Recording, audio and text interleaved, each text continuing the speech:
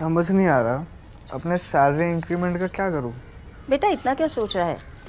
अपने mutual funds के SIP का टॉप अप करा ले। This is the right time. क्या? समझ में नहीं आया। बेटा इतना क्या सोच रहा है? अपने म्यूचुअल फंड्स का एसआईपी टॉपअप करा ले। This is the right time. अब समझा।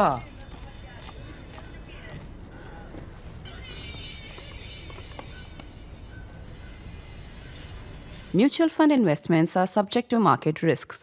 Read all scheme related documents carefully. On one sultry afternoon in 2017, I was sitting with a senior Congress leader at his Safdarjung Road residence. He was very unhappy.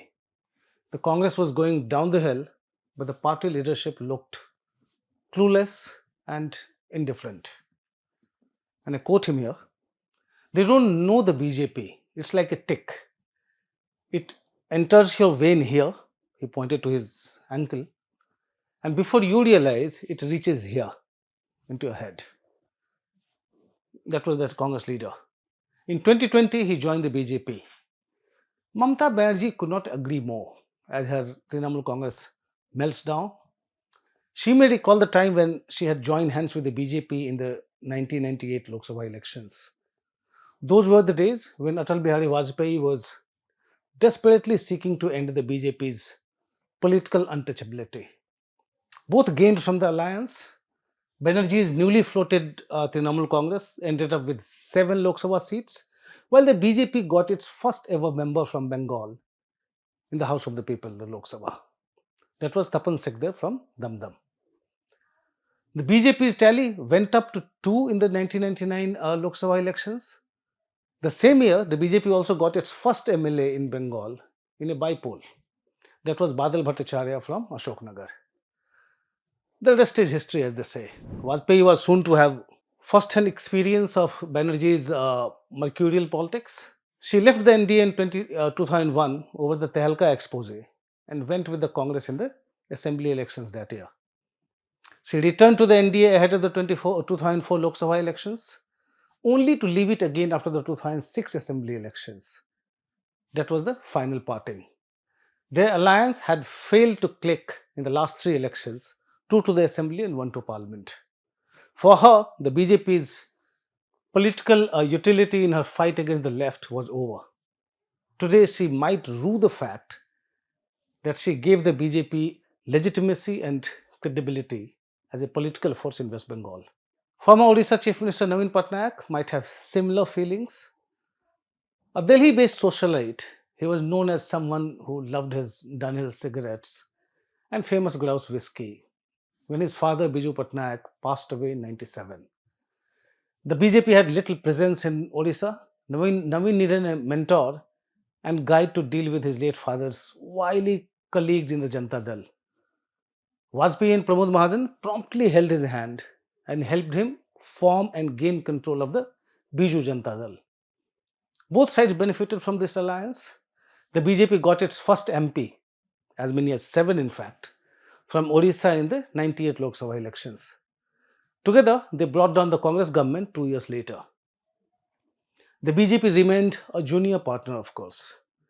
By 2009, Patnaik was a seasoned politician and saw a threat in the BJP's widening footprint.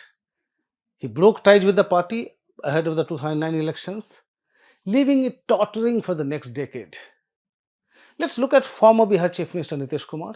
Many in the political circles sympathize with him today. See how the BJP used and threw him aside, they say. It's not so simple though. Remember that Kumar was no mass leader when he fell out with Lalu Yadav and formed the Samta party in 94 with George Fernandes. When they entered into an alliance with the BJP in the 96 general elections, Vajpayee Advani's party was a bigger force.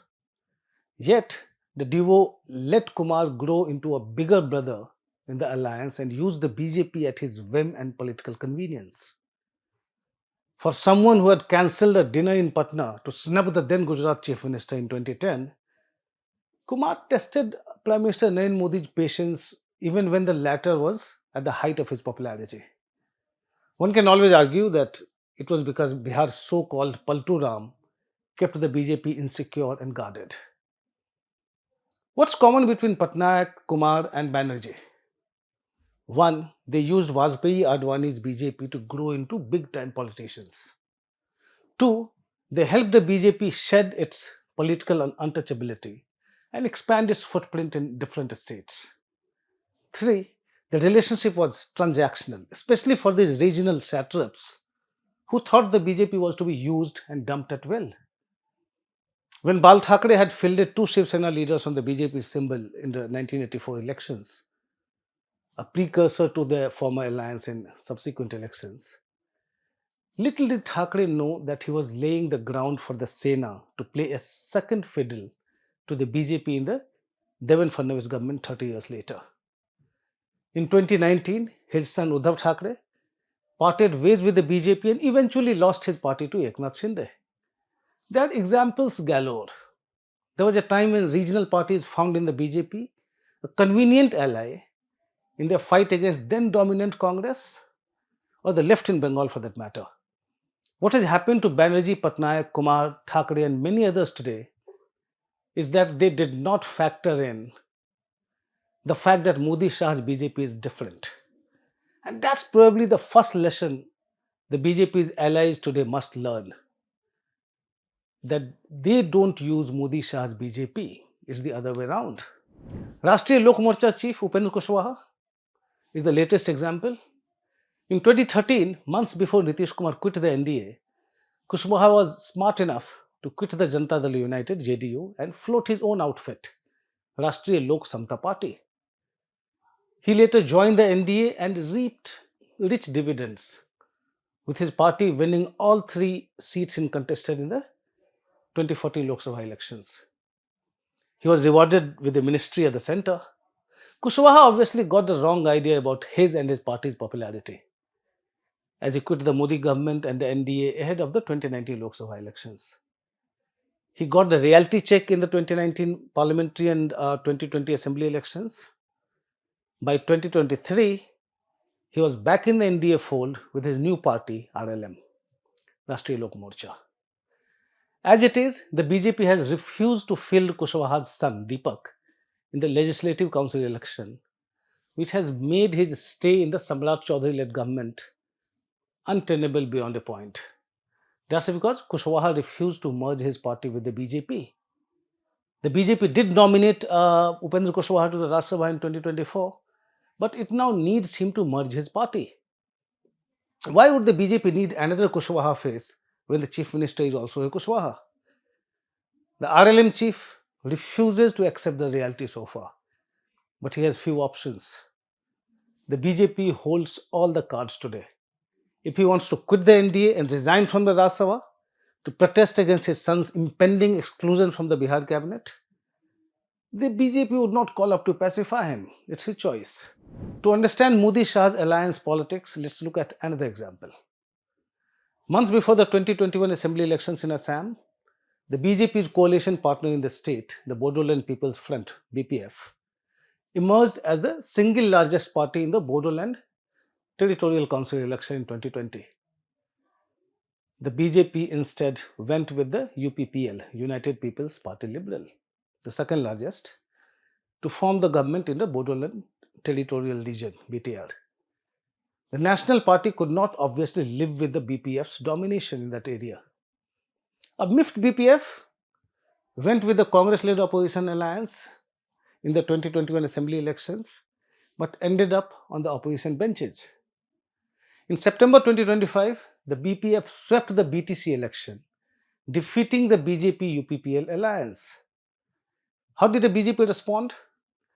Assam Chief Minister Hemanta Biswa Sarma brought the BPF back into the government. And in the subsequent assembly elections, the BJP left the UPPL high and dry, giving 11 seats to the BPF and itself contesting 4 other seats in the BTR. The UPPL had to contest on its own and ended up with 0 seats in the last assembly election. Essentially, between the BPF and the UPPL, whichever regional party might lose or win, the BJP has to be on the winning side. If the UPPL in Assam or the RLM in Bihar is smarting today and feeling used, they must learn to live with it. That's the BJP of Modi-Shah. Regional satraps such as Patnaik, Kumar and Banerjee might have used the BJP to their advantage and vice versa in the old days, but the political landscape had changed. The BJP is the suzerain today, and allies must act as vassals to survive. It has to live with the few Chandrababu Naidus and E.K. Palaniswamis for now, but it's a matter of time. In a role reversal, Modi Shah's BJP has no tolerance for ticks. By the way, the former Congress leader who had told me about the tick is a cabinet minister in the Modi government today. That's all from me in this episode of Politically Correct. Thanks for watching.